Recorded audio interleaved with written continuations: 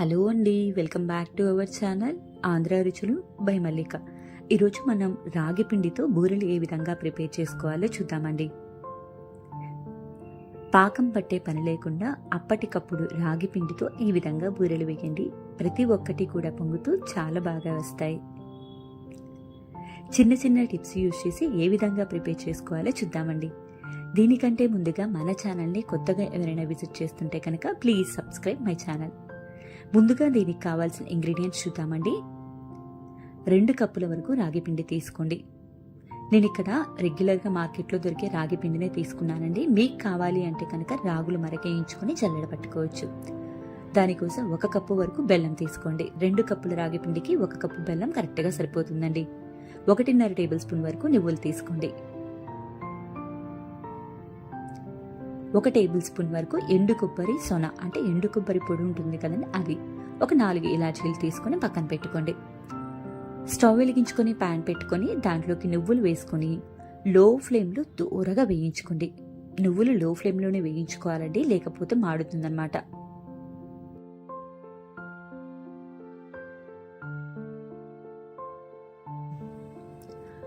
నువ్వులు వేగితే మనకి చిటపటలాడుతూ ఉంటాయండి. అప్పటి వరకు కూడా మీరు ఈ విధంగా వేయించుకోండి.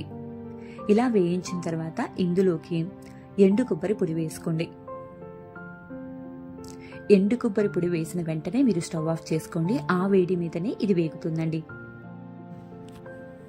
అదే మీరు స్టవ్ ఆన్ చేసి కనుక పెడితే కొబ్బరి మాడిపోయే ఛాన్స్ ఉందండి. అందువల్ల స్టవ్ ఆఫ్ చేసుకొని ఒక 10 సెకండ్ల పాటు ఈ విధంగా కలుపుకుంటే మీకు సరిపోతుందండి. ఇప్పుడు దీన్ని పక్కన పెట్టుకుందాం. ఇదే ప్యాన్లో బెల్లం కూడా వేసుకొని 1/4 కప్పు వాటర్ పోసుకొని బెల్లాన్ని బాగా కరిగించుకోండి.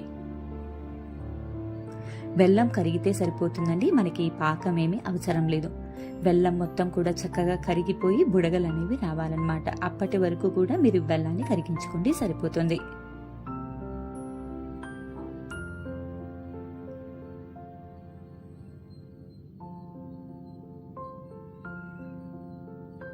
చూస్తున్నారు కదండి, మనకి ఈ విధంగా వస్తే సరిపోతుందండి. ఎక్కడా కూడా బెల్లం పలుకులు అనేవి లేవన్నమాట.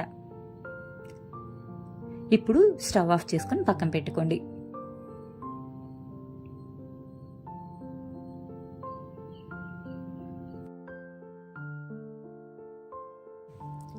ఇప్పుడు ఒక మిక్సింగ్ బౌల్ తీసుకొని దాంట్లోకి 2 కప్పుల రాగి పిండిని వేసుకోండి. మనం వేయించుకున్న కొబ్బరి నువ్వులని కూడా వేసుకోండి. ఇందులోకి ఒక 1/2 టేబుల్ స్పూన్ వరకు ఇలాచీ పౌడర్ వేసుకోండి. చిటికెడంతా ఉప్పు వేసుకోండి. ఇవన్నీ కూడా బాగా కలిసేలాగా కలుపుకోండి.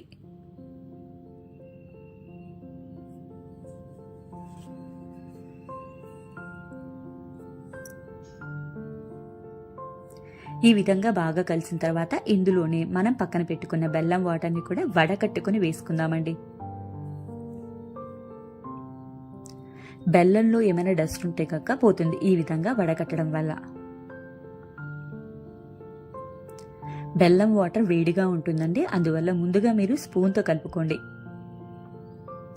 ఈ వాటర్ మొత్తం పిండిలో బాగా కలిసేలాగా.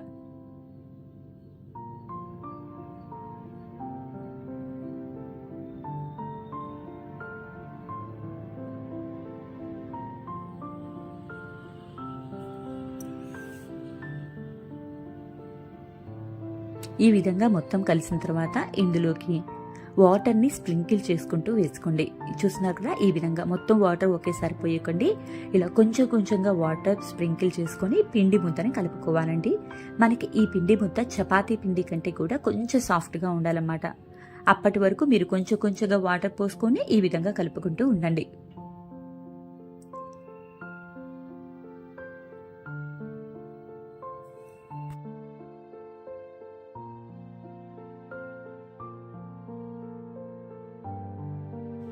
మనకి ఈ విధంగా ఉండాలండి పిండి ముద్ద. మరీ గట్టిగా ఉండకూడదు, అలా అని మరీ సాఫ్ట్గా ఉండకూడదు అనమాట. ఈ విధంగా ఉంటే సరిపోతుంది. ఇప్పుడు కొంచెం పిండి ముద్దను తీసుకుని మన అరచేతిలో రౌండ్ షేప్గా ఒత్తుకోండి.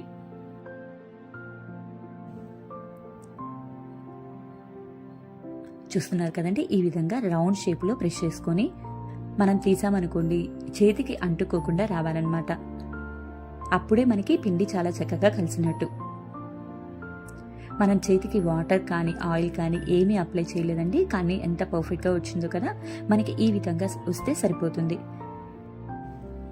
ఇప్పుడు ఒక బటర్ పేపర్ తీసుకొని దాన్ని తడి చేసుకోండి. ఇలా తడి చేసిన తర్వాత కొంచెం పిండి ముద్దను తీసుకొని రౌండ్గా ఒత్తుకోవాలండి, వీడియోలో చూపిస్తున్న విధంగా. ఈ బూరెలు మరీ మందంగా ఉండకూడదు, మరీ పలుచగా కూడా ఉండకూడదండి. ఈ మాదిరిగా ఉంటే సరిపోతుందన్నమాట.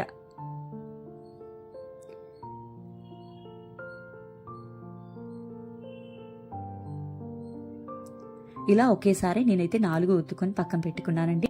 స్టవ్ వెలిగించుకొని బాండి పెట్టుకొని డీప్ ఫ్రైకి సరిపడా ఆయిల్ వేసుకోండి. ఆయిల్ హీట్ అయిన తర్వాత ఒక్కటి మాత్రమే బూరెను వేయాలండి, గుర్తుంచుకోండి. వేసిన వెంటనే అస్సలు కదపకూడదు. ఈ విధంగా బూరె పొంగాలి. పొంగిన తర్వాత మాత్రమే మీరు ఒక సైడ్ కాలిన తర్వాత మరొక సైడ్కి టర్న్ చేసుకోవాలండి. రాగి పిండి కాబట్టి మనకి మాడినా కూడా అర్థం కాదు. చాలా జాగ్రత్తగా మీరు 2 సైడ్న కూడా మీరు కాల్చుకోవాలి. చూస్తున్నారు కదండి బూరె ఎంత చక్కగా పొంగిందో. మీరు ఫస్ట్ టైం కనుక చేస్తున్నట్టయితే ఈ విధంగా ఒక్కటే వేసుకోండి. ఒకటి పొంగిన తర్వాత మాత్రమే మరొకటి వేసుకోండి. మీకు ఇంకొకటి కూడా వేసి చూపిస్తున్నాను చూడండి. వేసిన వెంటనే అస్సలు కదిలించవాకండి. బూరె పొంగిన తర్వాత మాత్రమే మీరు దాన్ని కదిలించండి. చూస్తున్నారు కదా.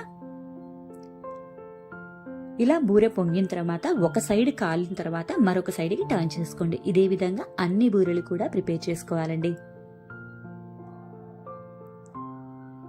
అంతేనండి, ఎంతో టేస్టీగా ఉండే రాగి పిండి బూరెలు రెడీ అయిపోయినాయి. వీటన్నిటిని కూడా ఒక సర్వింగ్ ప్లేట్లోకి తీసుకొని సర్వ్ చేసుకోండి. మీకు కనుక ఈ రెసిపీ నచ్చినట్టయితే లైక్ చేయండి, మీ ఫ్రెండ్స్ అండ్ ఫ్యామిలీకి షేర్ చేయండి. మరిన్ని ఇలాంటి హెల్దీ అండ్ టేస్టీ రెసిపీస్ కోసం మన ఛానల్ని సబ్స్క్రైబ్ చేసుకొని కింద ఉన్న నోటిఫికేషన్ బటన్ని ప్రెస్ చేయండి. మరొక హెల్దీ అండ్ టేస్టీ రెసిపీతో మీ ముందుకు వస్తానండి. అప్పటి వరకు కూడా బాయ్ బాయ్.